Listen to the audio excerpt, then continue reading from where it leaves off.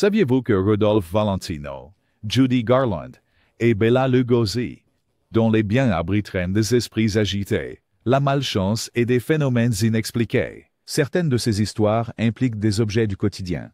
Une bague, un miroir, une robe qui se transforme en quelque chose de bien plus sombre après une tragédie ou un chagrin d'amour. Ces objets sont-ils réellement maudits ou incarnent-ils simplement les espoirs, peurs et esprits persistants de leurs anciens propriétaires? Rejoignez-nous dans ce voyage à travers le Hollywood hanté, les objets maudits des stars de l'âge d'or. Le porte-bonheur de Rudolph Valentino, l'amant latino original, captivait le public des films muets des années 1920 avec son regard magnétique et sa présence à l'écran envoûtante. Hors écran, sa vie personnelle était tout aussi dramatique.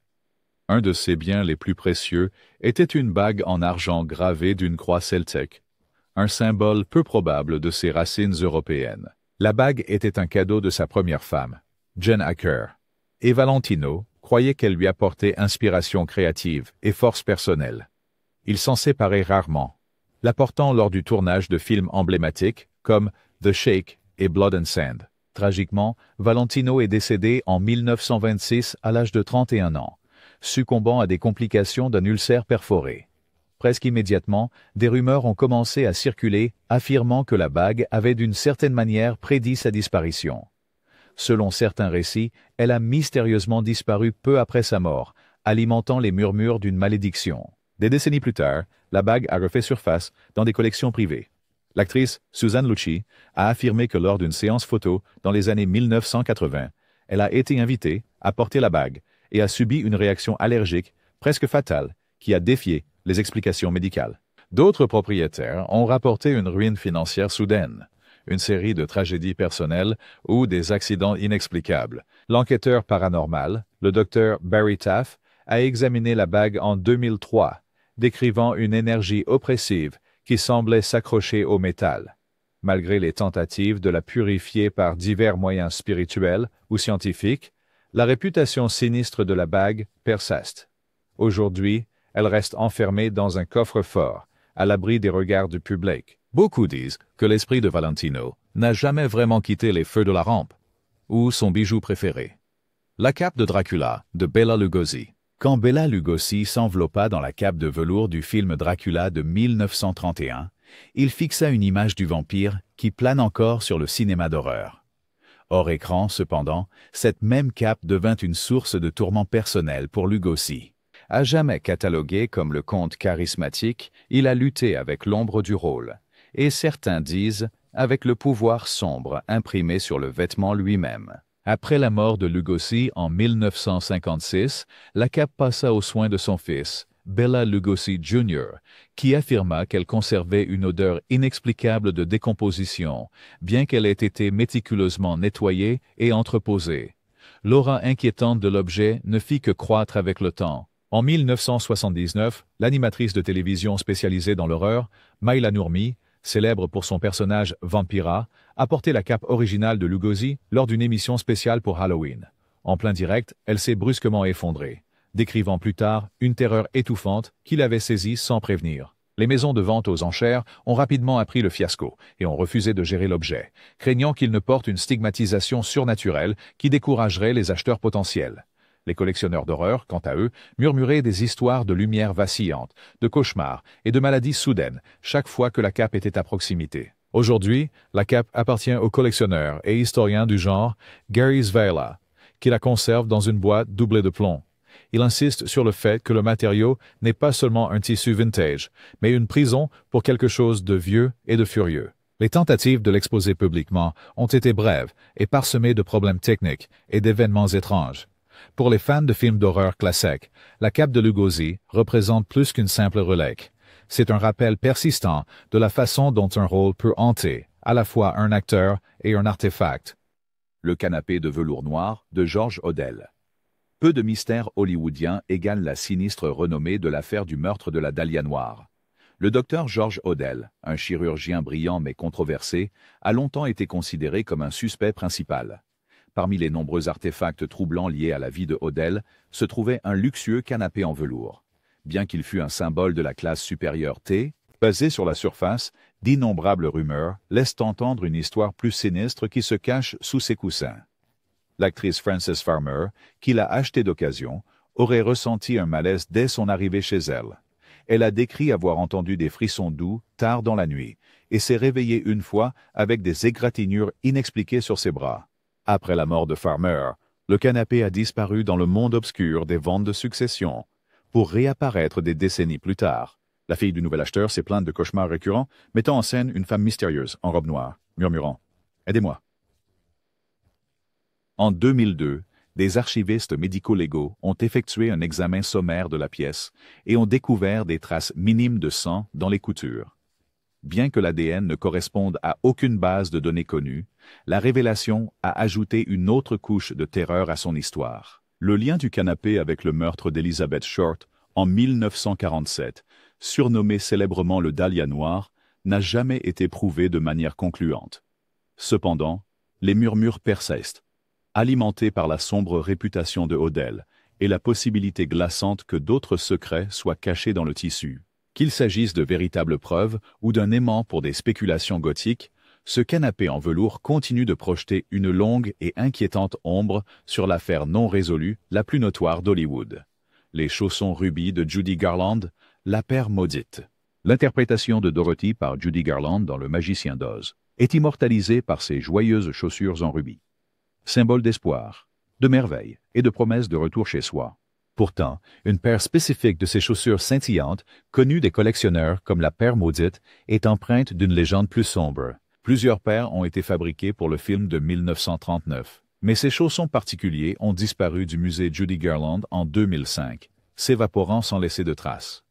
Certains croyaient que le vol était motivé par la cupidité, tandis que d'autres murmuraient que des collectionneurs occultes convoitaient un objet imprégné d'une telle énergie iconique. Elles ont refait surface, en 2018, dans des circonstances mystérieuses, et le garde de nuit du musée a juré avoir entendu l'écho lointain de la voix de Garland chantant « Over the Rainbow » dans les couloirs vides.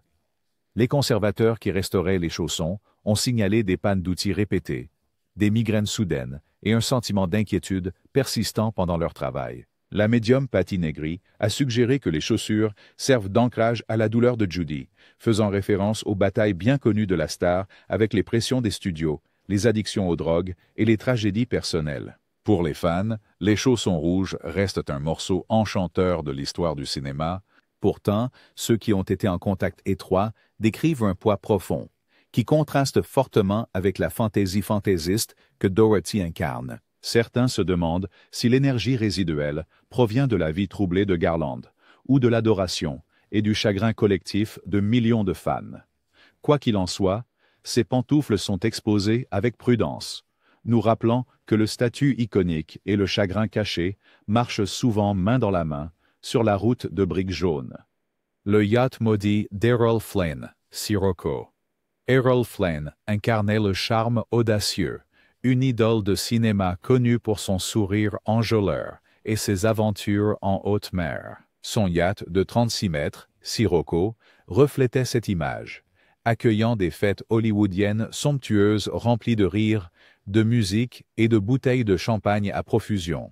Pourtant, même dans les écrits de Flynn, notamment dans My Wicked, Wicked Ways, il laissait entendre qu'il y avait quelque chose de menaçant à propos de ce navire. En 1942, un invité s'est noyé dans des circonstances perplexes lors d'une croisière de fin de semaine, alimentant des rumeurs selon lesquelles le Sirocco avait un côté malveillant.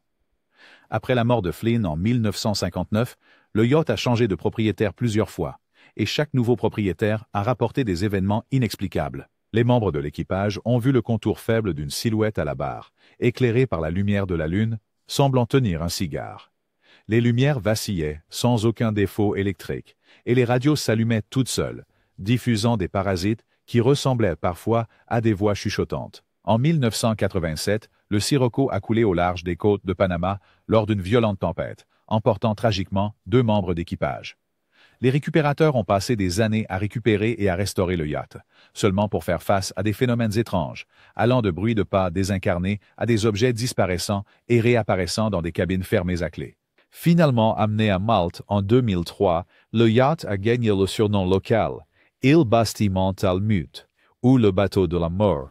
Tandis que certains le voient, comme une relique abîmée du passé doré d'Hollywood. D'autres gardent leur distance, convaincus que l'esprit agité d'Errol Flynn hante encore les couloirs. Pour beaucoup dans le monde maritime, le sirocco est le récit moral ultime, que la richesse et la renommée ne peuvent pas vous protéger des marées plus sombres. Le Ouija d'Orson Welles. Orson Welles était un titan créatif, un cinéaste visionnaire, un audacieux animateur de radio et une puissance théâtrale dont les innovations ont changé la narration à jamais. En coulisses, Welles se livrait apparemment à un passe-temps curieux, tentant de contacter l'inconnu à l'aide d'un Ouija. Initialement, cela faisait partie de sa fascination pour tout ce qui est mystique et psychologique, une manière d'inspirer ses scénarios et de se connecter avec l'éthéré. Mais ceux qui lui étaient proches se souviennent que sa relation avec la planche est devenue sinistre avec le temps. Selon des assistants de production et des amis, Welles a commencé à vivre des phénomènes étranges peu après avoir commencé ses séances. Les lumières dans son bureau vacillaient et des coups bizarres résonnaient dans des couloirs vides. Une nuit, il serait sorti pâle et tremblant de sa salle de séance, marmonnant à propos d'un esprit qui refusait de partir. Bien que Welles ait continué à afficher publiquement sa confiance, certains soupçonnent que ces rencontres étranges ont laissé une empreinte profonde sur son esprit créatif, influençant l'atmosphère inquiétante de projets comme The Stranger, et plus tard, Touch of Evil. Après la mort de Welles, en 1985, la planche Ouija changea de main parmi les collectionneurs, chacun affirmant avoir eu sa propre expérience avec l'inexplicable. Des rapports parlent d'objets se déplaçant d'eux-mêmes, de courants d'air glacial dans des pièces fermées, et de murmures inquiétants qui augmentaient à chaque utilisation de la planche. D'autres ont affirmé avoir interrompu les séances prématurément à cause de la sensation d'être observés. Aujourd'hui, le plateau est rarement exposé.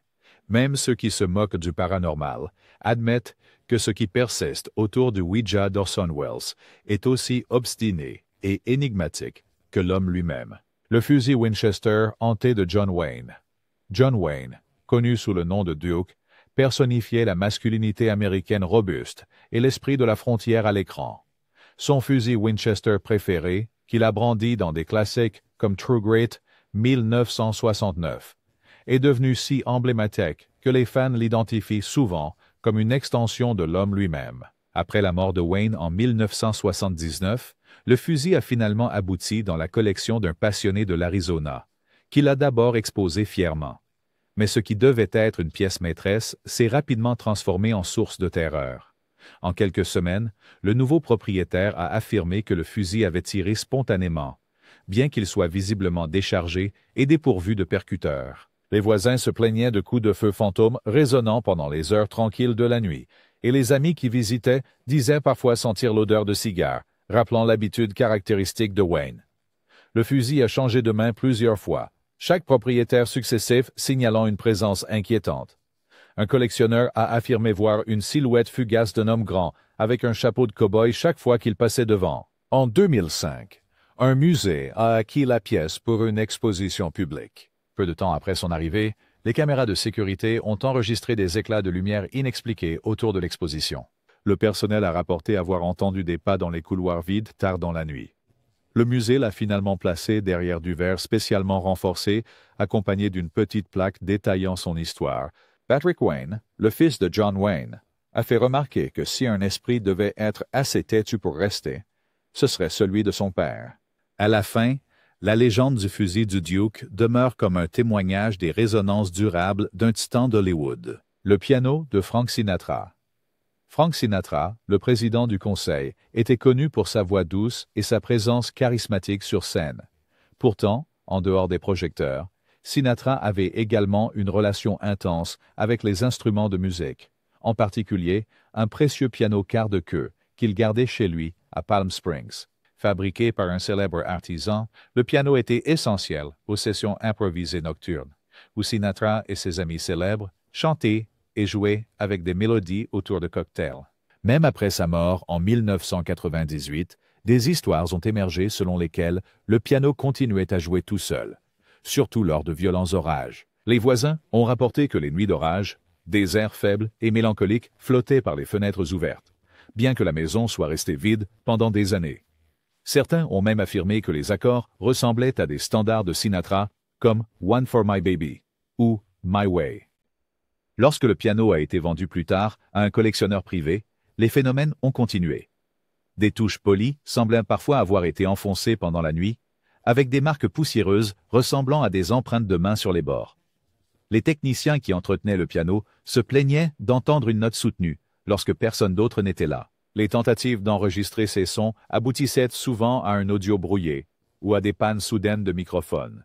Plusieurs médiums et enquêteurs paranormaux qui ont examiné le piano ont suggéré que l'aura passionnée et hors du commun de Sinatra pourrait avoir laissé une empreinte puissante. Qu'il soit réellement hanté ou simplement le produit d'imagination trop active, le piano est devenu une scène silencieuse pour ceux qui espèrent encore assister à un rappel spectral de Old Blue Eyes lui-même.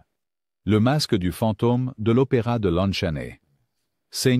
Lon Chaney Sr. a gagné le surnom de l'homme aux 1000 visages, et aucune de ses transformations ne s'est avérée plus obsédante que sa représentation du fantôme torturé dans le classique muet de 1925, Le fantôme de l'opéra. Chaney prit le contrôle personnel du design et de la création du maquillage du fantôme, ainsi que du masque emblématique. Après la fin de la production, il garda cette pièce essentielle, la chérissant comme un témoignage de son art inventif. Mais les légendes familiales suggèrent que même Chaney se sentait mal à l'aise avec le masque. Ses formes exagérées et ses yeux creux semblaient pulser d'une étrange vie propre. Après sa mort en 1930, le masque a été transmis à son fils, Lon Chaney Jr., qui a refusé catégoriquement de le porter ou même de le toucher. Il l'appelait le visage maudit de papa, croyant que l'énergie intense que son père avait investie dans la création s'était liée à l'objet. Des rumeurs affirment qu'en 1963, un incendie a détruit une partie importante des archives personnelles de Chaney Sr. Pourtant, le masque a survécu entièrement intact, se dressant parmi les cendres. Cet événement miraculeux n'a fait qu'alimenter son mystique. Au fil des années, le masque a circulé parmi des collectionneurs privés et des musées, mais des événements étranges le suivaient comme un fantôme dans les coulisses. Les conservateurs ont rapporté ressentir des courants d'air froid ou entendre de faibles soupirs lorsqu'ils fermaient pour la nuit. Le cinéaste acclamé Guillermo del Toro a possédé une réplique presque parfaite et a déclaré qu'il trouvait l'aura de l'original vraiment troublante. Même presque un siècle plus tard, le masque fantôme de Chaney demeure un témoignage glaçant du pouvoir de l'imagination cinématographique. La robe de Marilyn Monroe pour l'anniversaire Happy Birthday, Mr. President. La performance de Marilyn Monroe de Happy Birthday, Mr. President, au Madison Square Garden en 1962 reste l'un des moments les plus emblématiques de la culture pop.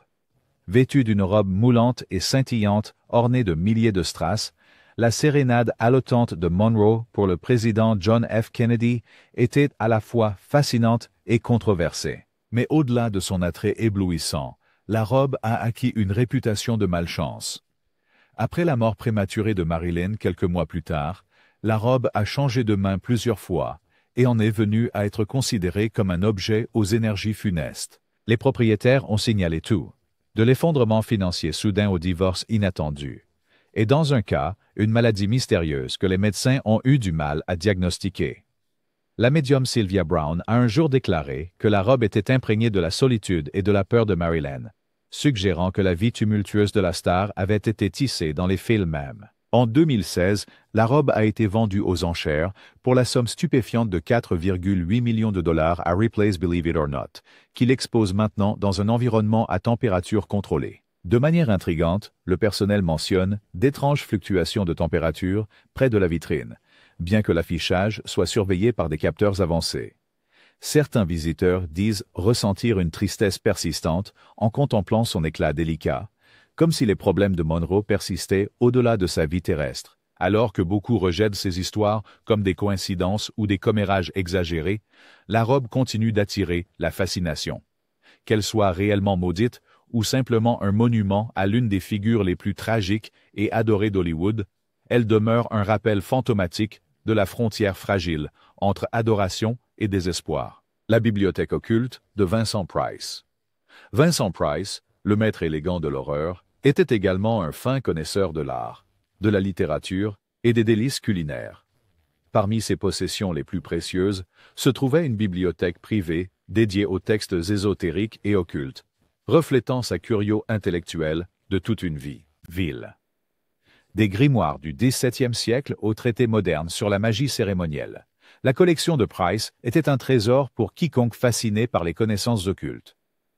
Au fil des années, des rumeurs circulaient qu'il pratiquait les rituels décrits dedans, ou du moins qu'il s'y intéressait suffisamment pour inviter quelque chose de surnaturel chez lui. Après sa mort, en 1993, la bibliothèque est passée à sa fille, Victoria, qui décrivait des voix chantantes, basses et persistantes, émanant des étagères tard dans la nuit.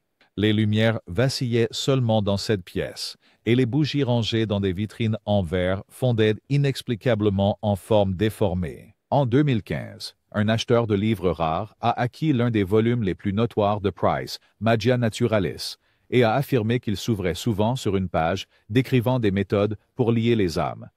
Effrayé par des cauchemars répétés et des phénomènes étranges ressemblant à des poltergeists, l'acheteur a rapidement rendu le livre.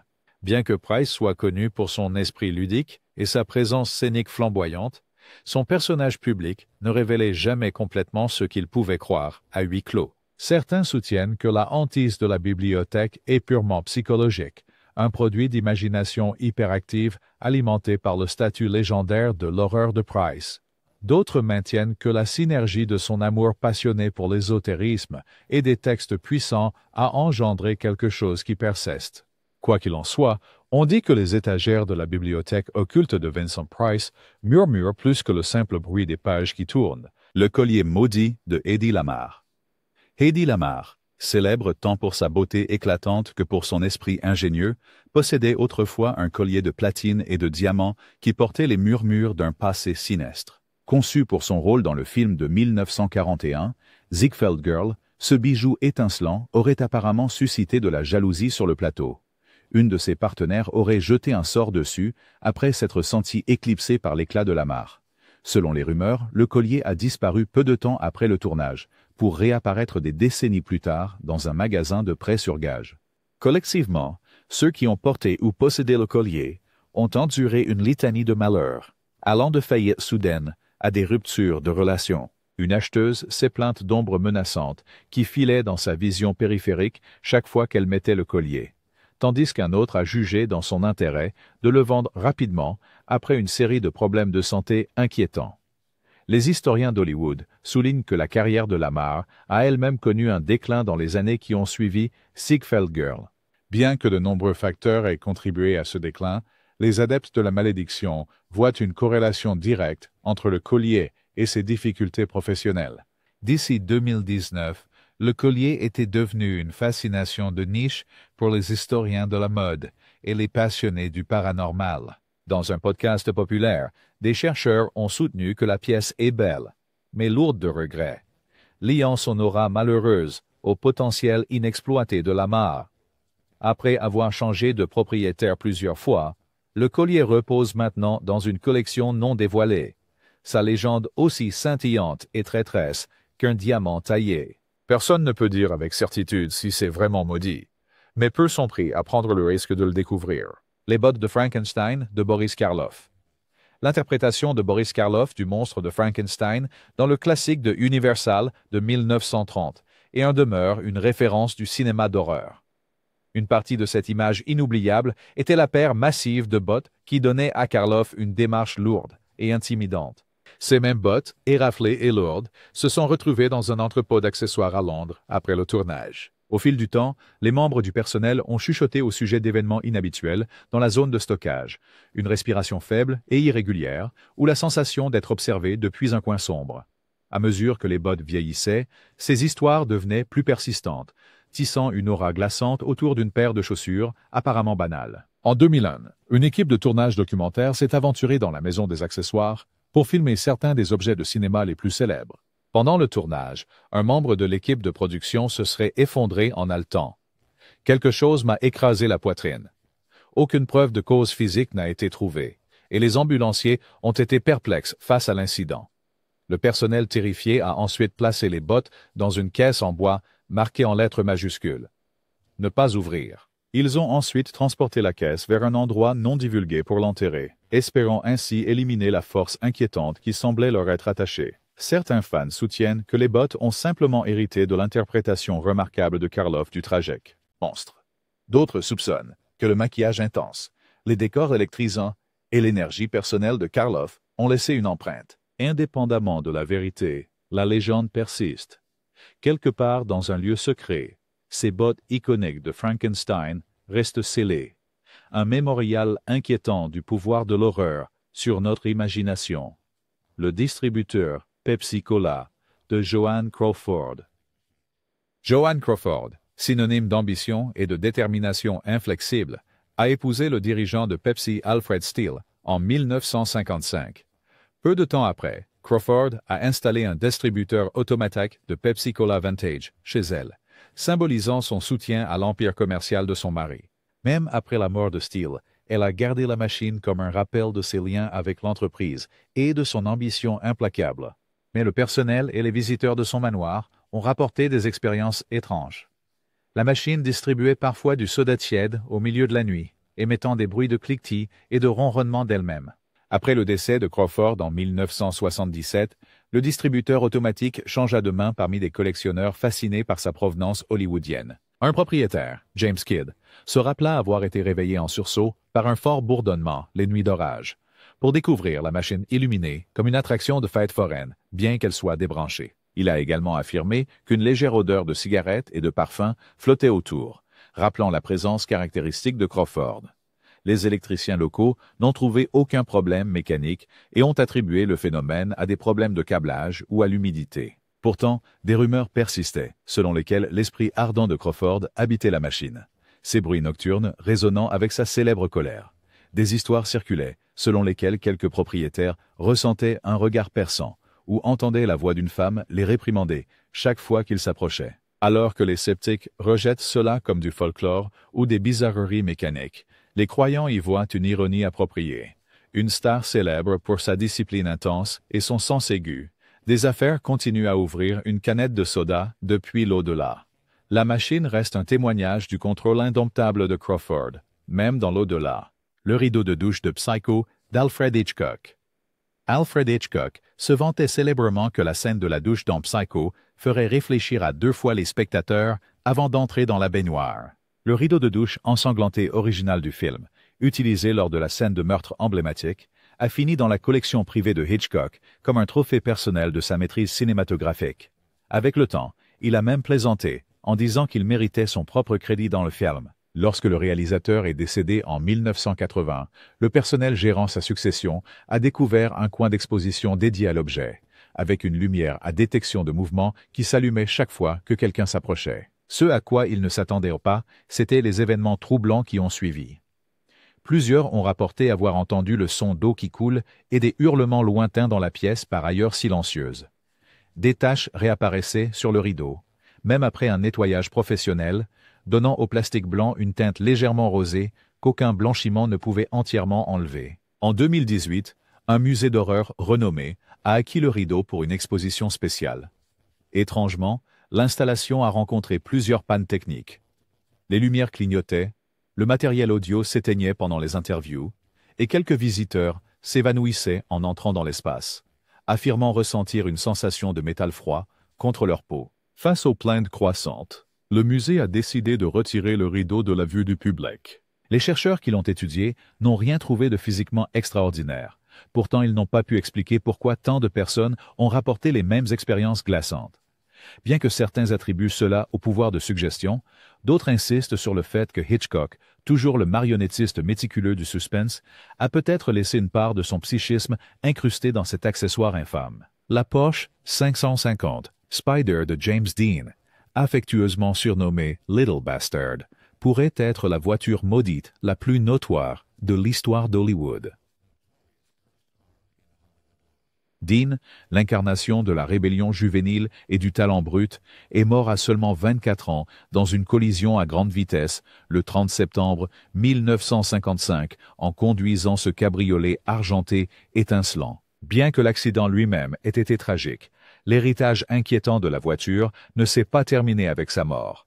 Le customiseur George Barris a acheté l'épave, seulement pour voir le malheur accompagner chaque endroit où ses pièces étaient installées. Un passionné de course qui a acheté le moteur de la Porsche est mort dans un accident fatal, peu de temps après.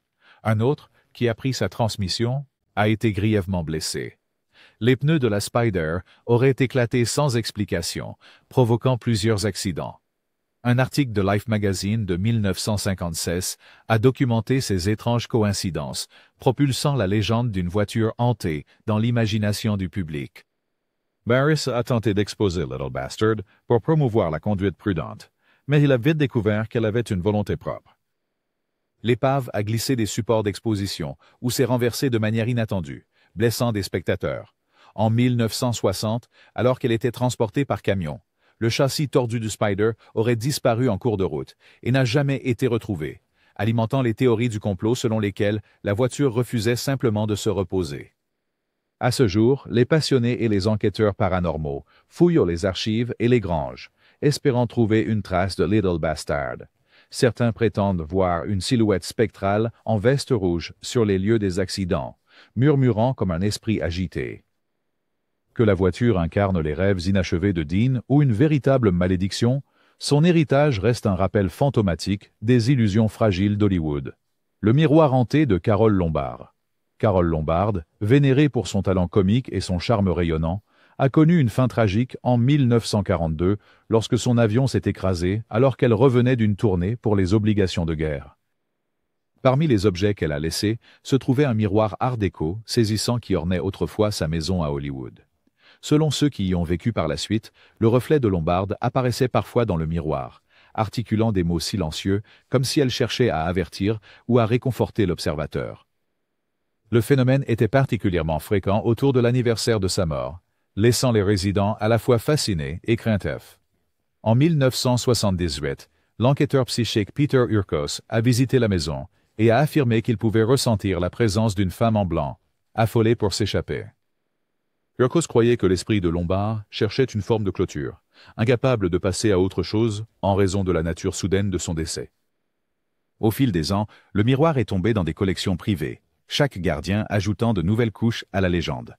Un membre du personnel d'une maison de vente aux enchères s'est évanoui après avoir prétendument vu de la fumée et des flammes dans le verre, un écho saisissant de l'accident d'avion qui a coûté la vie à Lombard. Pour les admirateurs de l'âge d'or, le miroir hanté incarne à la fois la vie pleine de vivacité de la star et sa mort prématurée. Certains collectionneurs l'exposent recouvert de velours pour éviter toute apparition accidentelle. D'autres le gardent enfermé, ne voulant pas risquer de réveiller l'énergie agitée qui semble persister. Qu'on le voit comme un souvenir tragique ou comme une porte vers l'au-delà, le miroir de Lombard reste un emblème poignant d'une star d'Hollywood, dont le rire a été interrompu bien trop tôt. La garde-robe de Brainstorm de Natalie Wood. Le dernier film de Natalie Wood. Brainstorm est devenu éclipsé par sa mort tragique et controversée en 1981. Parmi les objets laissés derrière se trouvait une robe turquoise à sequins qu'elle portait lors des premiers tournages. Rangée dans un entrepôt de studio pendant des décennies, la robe est progressivement devenue une source de fascination étrange. Le personnel de la garde-robe a raconté avoir entendu des murmures désincarnés et le son éloigné de l'eau éclaboussante chaque fois qu'ils étaient près du sac à vêtements. Certains ont même affirmé que le sac semblait humide, malgré son seau dans un environnement à température contrôlée. En 2012, un collectionneur privé a acquis la robe lors d'une vente aux enchères et a rapidement remarqué des événements étranges. Des lumières vacillantes, une odeur persistante de sel et la sensation troublante d'être observé. Plus inquiétant encore, l'ourlet de la robe semblait humide à son arrivée, comme si elle venait d'être retirée de l'eau. La médium Alison Dubois a été appelée pour évaluer la situation, décrivant l'énergie entourant la robe comme lourde de peur non résolue. La mystérieuse noyade de Wood reste l'une des plus grandes sagas non résolues d'Hollywood, alimentant la spéculation selon laquelle son esprit pourrait tenter de communiquer depuis l'au-delà. En 2020, la robe a été donnée au musée du cinéma, où les agents de sécurité évitent sa vitrine après la tombée de la nuit. Quelques-uns de ceux qui se sont approchés affirment ressentir un froid soudain et un faible écho de vagues lointaines, ravivant les souvenirs de cette nuit fatidique au large de l'île de Catalina. Pour ceux qui croient, la robe de Natalie Wood de Brainstorm est plus qu'un costume vintage. C'est un vestige fantomatique d'une star dont le dernier chapitre reste entouré de mystères. La Rolex maudite de Rock Hudson. Rock Hudson, un idole du cinéma célébré pour ses rôles dans Géant et Confidence sur l'oreiller. K. gardait une grande partie de sa vie privée cachée des regards du public. Un de ses objets les plus précieux était une Rolex Datejust en or, offerte par son amant Mark Christian. Lorsque Hudson mourut en 1985 des suites de complications dues au sida, Christian intenta un procès très médiatisé, alléguant que Hudson avait caché son diagnostic. Mais, au-delà même de la tourmente juridique, la Rolex elle-même a développé une réputation sinistre. Au fil des années, elle a été possédée par 6 propriétaires différents, dont beaucoup ont connu des malheurs dramatiques, des catastrophes financières, de graves maladies, et même des peines de cœur se soldant par des tragédies. Vanity Fair a publié un détail troublant. L'un des propriétaires a laissé une note de suicide disant « Il fait tic-tac plus fort chaque nuit ». Le commissaire-priseur Darren Sutherland a ensuite refusé de s'occuper de l'article, déclarant que c'était « le morceau le plus oppressant que j'ai jamais rencontré ». Selon les rumeurs, la montre est perpétuellement bloquée à 2h03, l'heure exacte à laquelle le cœur de Hudson s'est arrêté, bien qu'aucun horloger réputé ne puisse expliquer comment une montre mécanique pourrait s'arrêter aussi précisément. Finalement, la Rolex a fini dans un coffre-fort d'une banque suisse, enfermée pour épargner à tout futur acheteur son funeste historique. Que ces malheurs soient une coïncidence ou la preuve de quelque chose de surnaturel reste un sujet de débat. Pour certains, la montre symbolise l'angoisse cachée de Hudson et les pressions sociétales de l'époque. Pour d'autres, c'est simplement un exemple flagrant des efforts déployés pour associer une histoire de fantôme aux artefacts les plus tragiques d'Hollywood. La perle, la Peregrina, d'Elizabeth Taylor. La somptueuse collection de bijoux d'Elizabeth Taylor était légendaire, mais peu de pièces égalent l'histoire de la Peregrina. Découverte à l'origine au XVIe siècle par un plongeur de perles, réduit en esclavage au large des côtes du Panama, l'exquise perle est passée entre les mains de la royauté espagnole. Chaque porteur royal semblait rencontrer le malheur. Fausse couche, coup d'État politique et exil forcé. Taylor a reçu le joyau en cadeau de Richard Burton, et bien qu'elle l'adorât, elle reconnaissait en privé son héritage troublant. Taylor a, de manière célèbre, égaré la Peregrina plusieurs fois, une fois sur le tapis d'un hôtel à Las Vegas, une autre fois en la voyant glisser dans des toilettes. Miraculeusement, elle refaisait toujours surface. Dans ses mémoires de 2011, écrites peu avant sa mort, Taylor a remarqué « Elle a une volonté propre ». Après son décès, la perle a été vendue pour 11 800 000 $ aux enchères à un cheikh de Dubaï, qui l'a ensuite retourné quelques semaines plus tard, affirmant avoir fait des cauchemars horribles de noyade et une vague sensation de malheur. Des documents historiques lient la prétendue malédiction de la Peregrina à ses origines.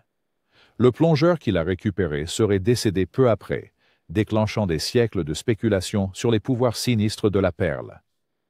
Alors que les historiens et les experts en gémologie débattent de l'idée d'une malédiction de 500 ans, les admirateurs ne peuvent ignorer la série de malheurs associés à ses propriétaires. À l'époque moderne, la Peregrina continue de captiver les collectionneurs, scintillant à la fois d'une splendeur royale et d'une aura hantée.